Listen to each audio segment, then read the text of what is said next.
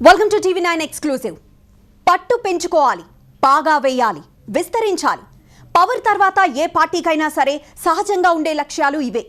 అందుకోసం ఒక్కో పార్టీ ఒక్కో పంధాలో ముందుకు వెళ్తుంది. ఇటు దక్షిణ భారత్లో పాగా వేయడం, అటు తూర్పు భారత్లో విస్తరించడం. బీజేపీ ముందున్న టార్గెట్స్ ఇవే. అందుకోసం కమలనాథులు సరికొత్త ఎత్తుగడకు పదును పెడుతున్నారు. ప్రత్యర్థి పార్టీలను బలహీనపరుస్తూ తమ బలాన్ని పెంచుకునే వ్యూహాన్ని బీజేపీ అమలు చేస్తోంది. అటు హైదరాబాద్కే పరిమితమైన ఎంఐఎం పార్టీ కైట్ కూడా సౌత్ నుంచి నార్త్కు విస్తరించేందుకు ప్లాన్స్ రెడీ చేశాయి. దేశవ్యాప్తంగా కమల వికాసానికి బీజేపీ నయా స్ట్రాటజీ ఏంటి? మరోవైపు ఎంఐఎం చాప కింద నీరులా దేశవ్యాప్తంగా విస్తరిస్తోందా?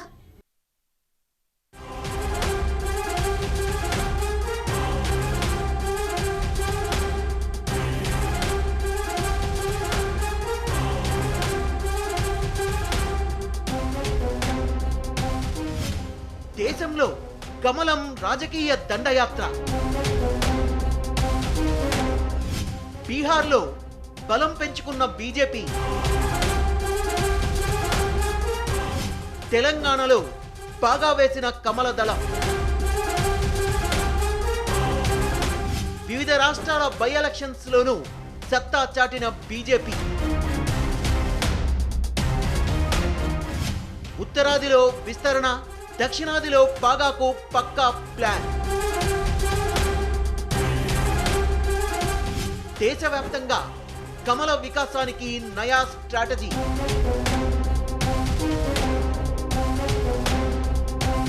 పొలిటికల్ దండయాత్ర. ఒక్కో రాష్ట్రాన్ని దక్కించుకుంటూ ప్రత్యర్థి పార్టీలకు వణుకు పుట్టిస్తూ నరేంద్ర మోదీ సాగిస్తోన్న రాజకీయ దండయాత్ర ఇది.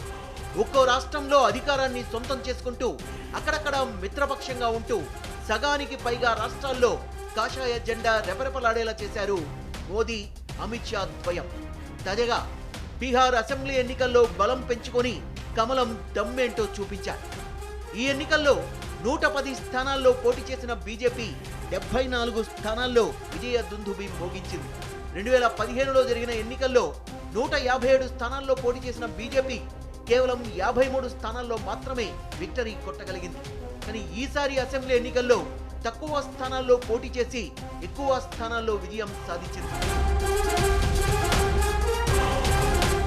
మరోవైపు వివిధ రాష్ట్రాల్లో జరిగిన బై ఎలక్షన్స్ లోనూ బీజేపీ దూకుడు ప్రదర్శించింది. 11 రాష్ట్రాల్లోని 59 అసెంబ్లీ స్థానాలకు 40 స్థానాల్ని చేజిక్కించుకుంది. మధ్యప్రదేశ్లో 19 సీట్లతో విక్టరీని ముద్దాడింది. దీంతో అక్కడ బీజేపీ నాయకత్వంలోని శివరాజ్ సింగ్ చౌహాన్ సర్కార్కు పూర్తి మెజార్టీ దక్కింది. గుజరాత్లో 8 స్థానాలు, యూపీలో 6 స్థానాల్లో గెలిచింది. మణిపూర్లో 5 స్థానాలకు గాను 4, కర్ణాటకలో 2 స్థానాలు గెలిచింది. ఇక తెలంగాణలో కూడా బీజేపీ పాగా వేసింది. టీఆర్ఎస్ సిట్టింగ్ సీటు గులాబీ దళానికి అత్యంత పట్టున్న దుబ్బాకలో కమలం జెండా పాతింది. భారతీయ జనతా పార్టీ విజయం ద్వారా తెలంగాణలో ఏ రకమైనటువంటి ఊపు మీద అవకాశం? నరేంద్ర మోడీ గారి నాయకత్వంలో ఉత్తర భారతదేశం నుంచి దక్షిణ భారతానికి పవనాలు వీస్తున్నాయని చెప్పడానికి సంకేతం. తెలంగాణ ఉద్యమగడ్డ ముఖ్యమంత్రి గారి సొంత జిల్లాలో చంద్రశేఖరరావు గారు, హరీష్ రావు గారు ప్రాతినిధ్యం వహిస్తున్నటువంటి సిద్దిపేట జిల్లాలో భారతీయ జనతా పార్టీని ప్రజలు ఆదరించి నన్ను ఆశీర్వదించిన వెంటనే నరేంద్ర మోడీ గారి గురించి చంద్రశేఖరరావు గారు మాట్లాడుతున్నటువంటి మాటలన్నీ అవాస్తవమని, ప్రజలకి మంచి జరిగితే తాను చేసినట్టు, చెడు జరిగితే కేంద్రం మీద నెపం నెట్టాలని ప్రయత్నించి ఎన్నికల షెడ్యూల్ వచ్చినట్టు నుంచి ఎన్నికల ఫలితం వచ్చేంతవరకు దాకా భారతీయ జనతా పార్టీ అభ్యర్థి గెలిస్తే మోటార్లకు మీటర్లు పెడతారనే తప్పుడు ప్రచారాన్ని తెలంగాణ ప్రజలు, ముఖ్యంగా సిద్దిపేట ప్రజలు తిప్పికొట్టినట్టు నేను భావిస్తా ఉన్నాను. దేశవ్యాప్తంగా కమలనాథుల దండయాత్ర కొనసాగుతున్న వేళ ఇటు దక్షిణ భారత్, అటు తూర్పు రాష్ట్రాలు బీజేపీకి సవాల్ విసురుతూనే ఉన్నాయి. మా రాష్ట్రాల్లో పాగా వేయడం అంత తేలిక కాదంటున్నాయి. ఆయా రాష్ట్రాల్లో ప్రాంతీయ పార్టీలు అత్యంత బలంగా ఉండడం ఇందుకు ప్రధాన కారణం. కానీ ఆయా ప్రాంతీయ పార్టీల ఇలాకాలో కూడా నెమ్మదిగా కాషాయ దళం బలం పుంజుకుంటోంది. తాజాగా తెలంగాణ, బెంగాల్, ఆ తర్వాత తమిళనాడు, ఏపీ, కేరళ ఇలా అన్ని రాష్ట్రాల్లో క్రమేణా సత్తా చాటుకునేందుకు పావులు గదుపుతోంది. దేశమంతా విస్తరించే క్రమంలో బలహీనంగా ఉన్న రాష్ట్రాల మీద ఫోకస్ పెట్టిన మోదీ సేన కమల వికాసానికి పక్కా ప్లాన్తో పరుగులు పెడుతోంది. దేశవ్యాప్తంగా కమల వికాసానికి బీజేపీ నయా స్ట్రాటజీ ఏంటి? ప్రత్యర్థి పార్టీల్ని బలహీనపరుస్తూ తమ బలాన్ని పెంచుకునే వ్యూహాన్ని బీజేపీ అమలు చేస్తోందా? ఉత్తరాదిలో విస్తరణ, దక్షిణాదిలో కూడా పాగా వేస్తుందా?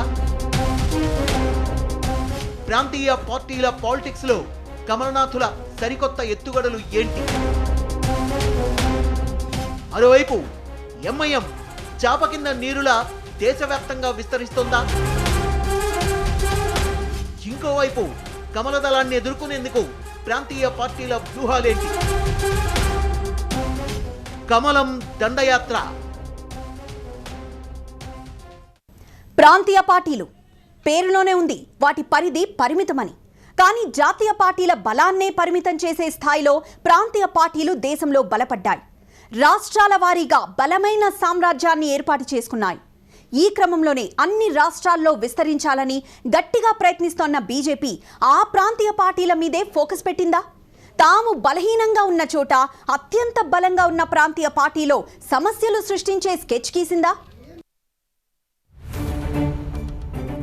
బలహీనంగా ఉన్న చోట బలం పెంచుకోవడం ఓ పద్ధతి అయితే, తాము బలహీనంగా ఉన్న చోట బలమైన పార్టీని బలహీనపరిచి తాము పాగా వేయడం మరో పద్ధతి.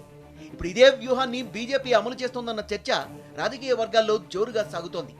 ఈ ఓట్ కట్టర్ స్ట్రాటజీతోనే దేశంలో కమలదళం పొలిటికల్ దండయాత్ర చేస్తోంది.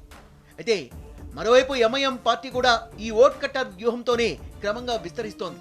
అటు కమలం ఉత్తరం నుంచి దక్షిణాదికి విస్తరిస్తోంటే, ఇటు పతంగం సౌత్ టు నార్త్ కి రెపరెపలాడుతోంది. రాజకీయాల్లో ఒక పార్టీ స్థాయిని నిర్ణయించేది, ప్రభావితం చేసేది ఎన్నికల ఫలితాలే. ఇప్పుడు బీహార్ ఎన్నికల ఫలితాలే ఓవైపు బీజేపీ, మరోవైపు ఎంఐఎం పార్టీల నయా పొలిటికల్ స్ట్రాటజీలు ఏంటో చూపించాయి. బీహార్లో బలమైన పార్టీగా ఉన్న నితీష్ కుమార్ సారథ్యంలోని జేడీయూను బలహీనపరిచేందుకు కమలనాథులు పక్కా ప్లాన్తో ముందుకు వెళ్లారు. నితీష్తో కలిసి పోటీ చేస్తూనే మరోవైపు ఓట్లు చీల్చేందుకు చిరాగ్ పాస్వాన్ను రంగంలోకి దించారు. చిరాగ్ గాడిన ఓట్ల చీలిక గేమ్తో బిగ్గెస్ట్ పార్టీ జేడీయూ కాస్త కుదేలవుగా కమలం వికసించి రెండో అతిపెద్ద పార్టీగా అవతరించింది.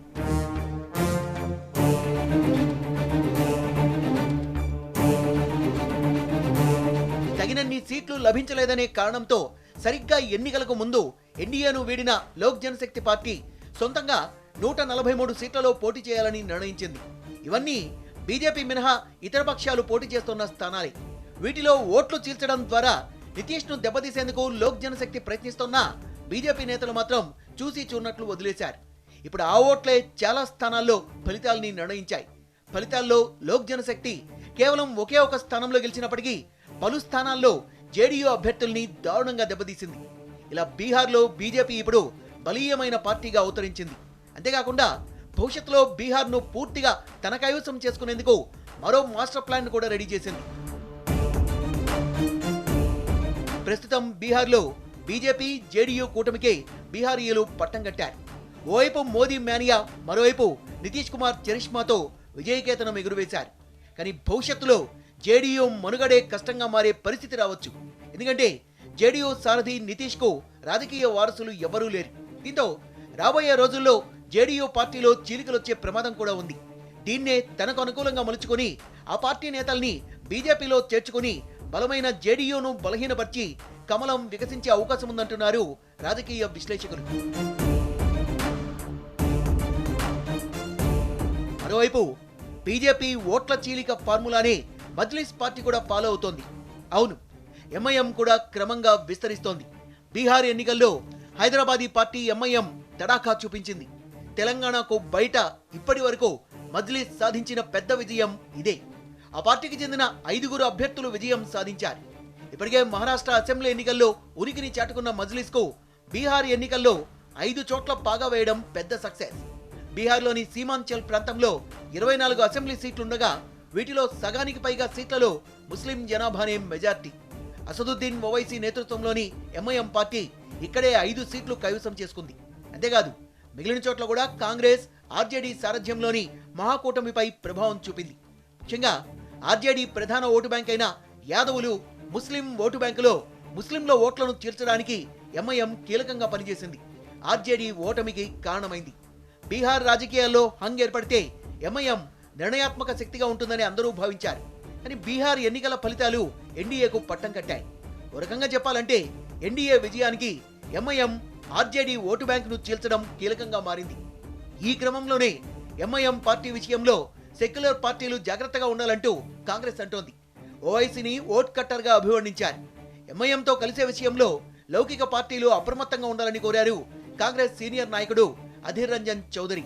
वही कांटे की टक्कर हुआ है बिहार में. हमें ये भी उम्मीद थी कि कॉमोबेस महागठबंधन की जीत हासिल होगी, लेकिन बीच में रोड़ा डाल दिया वोट कटुआ कुछ पार्टियों ने, जैसे कि ओआईसी वाले मुसलमान संगठन ओआईसी की बात में भ्रमित होकर कुछ वोटों जो धर्मनिरपेक्ष महागठबंधन के साथ आना चाहिए था. ఓటు కట్టారని పిలిచే రాజకీయ పార్టీలకు బీహార్లో 5 స్థానాలు గెలిచి గట్టిగా సమాధానం చెప్పామని అసదుద్దీన్ ఓవైసీ చెప్తున్నారు. అయితే ఒక్క బీహార్లోనే కాకుండా త్వరలోనే ఎన్నికలు జరగనున్న రాష్ట్రాల్లో కూడా ఎంఐఎం సత్తా చాటుతుందని ధీమా వ్యక్తం చేశారు ఓవైసీ. सीमांचल की लड़ाई जारी रहेगी. जो जिनको वोट डालकर जनता ने एक एक नहीं 6-6 मरतबा जिताया था, जो विधानसभा में जाकर गूंगे और अंधे बन जाते थे, अब वो गूंगे और अंधे बनने का ज़माना चला गया.